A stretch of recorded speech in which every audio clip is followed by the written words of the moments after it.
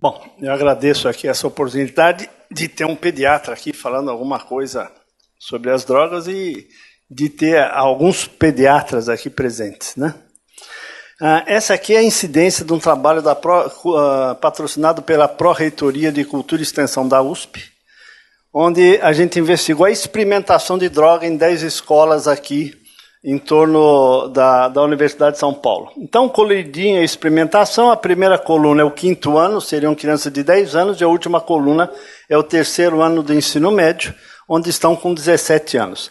A gente vê 25% já experimentaram o tabaco até os 17 anos de idade, 60% o álcool, 20% a maconha e 6% o crack.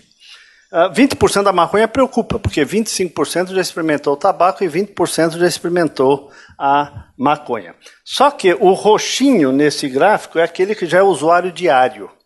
E o azulzinho em cima é aquele que usa mais de uma vez por dia. Ou seja, a gente já tem mais ou menos uns 20% de dependentes entre cada grupo.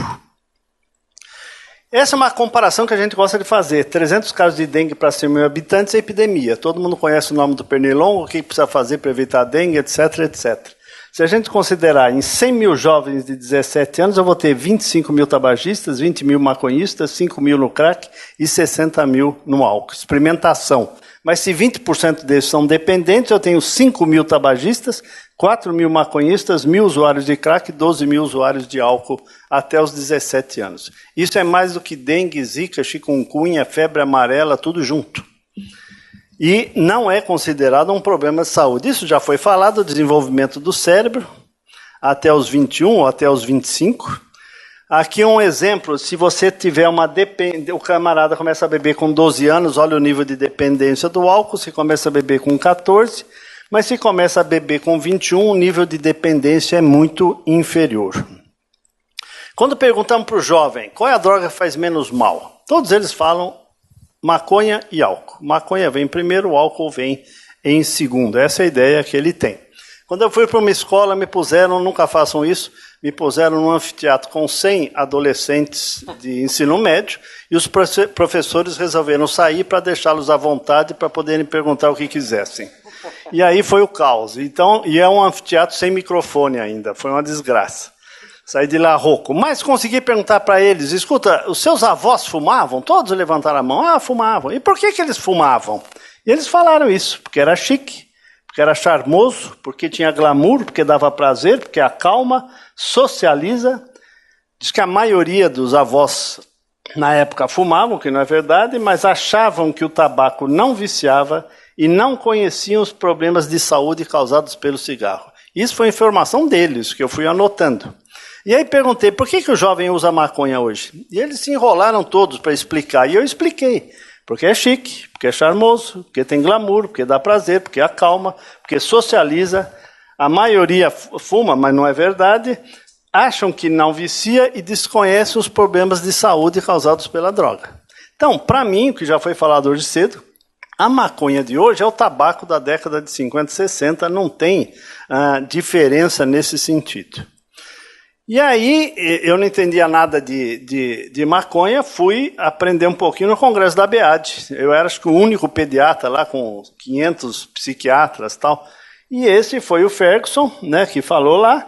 E Búzios ali, excelente para o Congresso de maconha, porque eu nunca fui usuário, mas aí tinha a parte teórica e a parte prática, né, na praia. Foi bastante interessante. E aí vem os dados, que a gente discutindo com o jovem hoje, os dados dele na época tal, que quem para ir para a universidade, quem nunca usou, 40% entrou na universidade. Quem usou mais de 100 vezes, 11,8%. E eu discuti com os alunos ali do ensino médio, se o seu colega usa, deixa. Porque você já está diminuindo a concorrência para a universidade. O que vai fazer? E aqui, o problema de descriminalizar ou legalizar é aumentar, dobrar o uso, que é os gráficos dos Estados Unidos, em azul, uso liberado nos estados, uso recreacional, e no azul claro, uso medicinal. Então, o problema é esse, o jovem tem essa ideia, maconha é remédio, então ele está dentro disso. No projeto que nós fizemos, patrocinado pela Pró-Reitoria, onde acompanhamos durante 1 ano, tá? O projeto era para 4 anos, a USP faliu, o projeto parou no 1º ano. Mas, quando a gente vai estudar espiritualidade, não tem diferença entre experimentação de álcool, cigarro, maconha e crack. Quando a gente vai ver atividade esportiva, não tem diferença no uso entre quem fazia esporte e quem não fazia esporte. Pouquíssima diferença, não tem diferença estatística. Aonde que teve diferença estatística? Diálogo no relacionamento familiar. Então, os jovens que tinham diálogo sobre o assunto em casa, você tem ali, em média, 50% a 60% a menos de experimentação dessas drogas. Então, esse é um dado que nós conseguimos pegar, são 6.500 jovens entrevistados, e isso aqui tem um significado importante para nós. Nisso, nós fizemos um programa de aconselhamento breve sobre drogas, que está sendo encampado pela Sociedade Brasileira de Pediatria. Aqui no Hospital Universitário, nossos residentes, eles gastam 2 a 4 minutos da sua consulta falando sobre prevenção de droga. Eles têm que identificar no questionário qual é o risco de droga dessa família. Eles já caíram numa coisa que é baixo, médio e alto, já classificaram o risco. Não é isso que eu quero saber. Eu quero saber, tem tabagista em casa? Tem alcoolismo em casa? Tem doença psiquiátrica na família? Qual é o risco da família? E desenvolver esse assunto. A hora que eu estou fazendo puericultura, eu estou conversando com a família, eu tenho a oportunidade de conversar 6 vezes no primeiro semestre de vida da criança e vou conversar 10 vezes até 1 ano. Eu tenho 10 consultas para fazer o aconselhamento breve sobre drogas.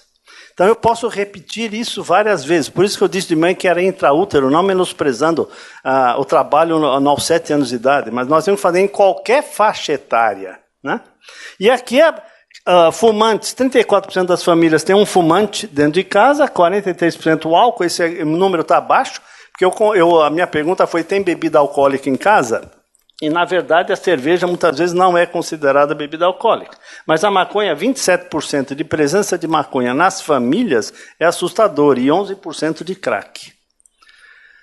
Esse é o trabalho que a gente faz. Esse livro, O Álcool, Tabaco e Maconha são Drogas Pediátricas, foi distribuído a todos os pediatras que estiveram no último congresso de pediatria. E esse material é o material que a gente usa para reverberar a discussão que a gente faz na sala, no consultório ou nas escolas. Então, você tem coisas ali para o Fundamental 1. Então, como é Marcelinho Miado e a Névoa Assassina, é sobre tabagismo passivo. O outro lá fala, meu tio ficou banguela, é sobre tabagismo ativo. Esses que eles mais gostam foi feito junto com a Odonto aqui da USP, e assim vai.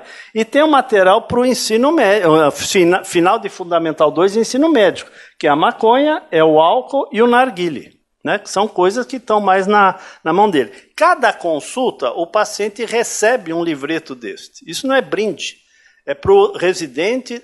Depende do que ele conversou com a família, ele vai dar um livreto correspondente ao assunto que ele conversou. Isso funciona? Funciona. Por quê?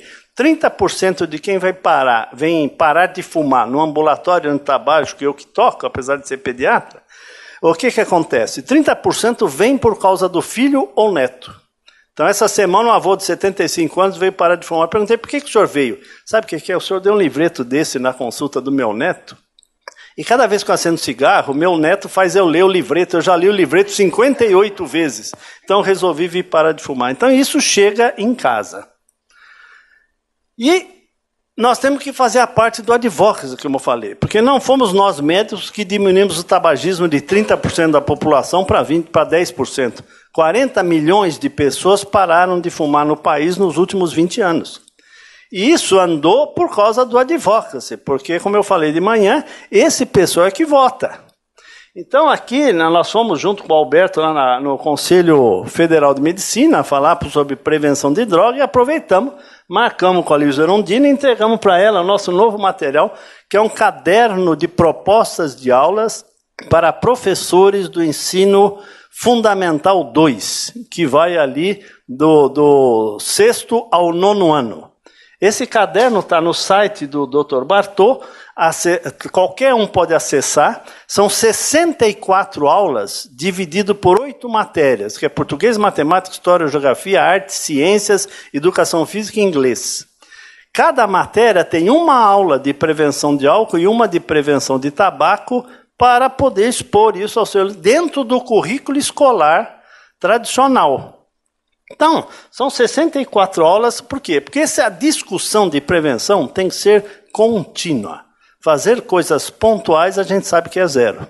E depois do conselho nós visitamos a Marta Suplicy, aqui faz 30 anos mais nova, né? Mas, enfim, nós conversamos porque ela é a presidente da comissão do Senado que vai aprovar, segundo ela, a maconha aqui no Brasil, a liberação, a descriminalização, etc.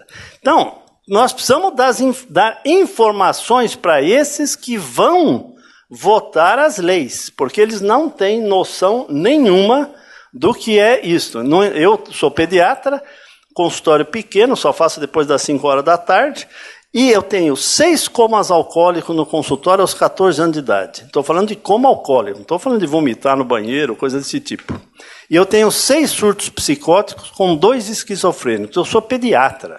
Eu gosto de bronquite, asma, diarreia. Agora, surto esquizofrênico não é a minha, né? Mas isso começa a aparecer para o pediatra. Então, nós trabalhamos aí. Esse é o caderno de aula, por exemplo. Qualquer pode abrir o site e ver isso aqui, enfim. E, na verdade, a Sociedade Brasileira de Pediatria, tivemos uma convenção com todas as sociedades estaduais, que são as filiadas, como eles chamam, e apresentamos esse projeto para as filiadas, que são 20 e poucas filiadas distribuídas pelo Brasil inteiro, para a gente colocar o aconselhamento breve sobre drogas na consulta do pediatra.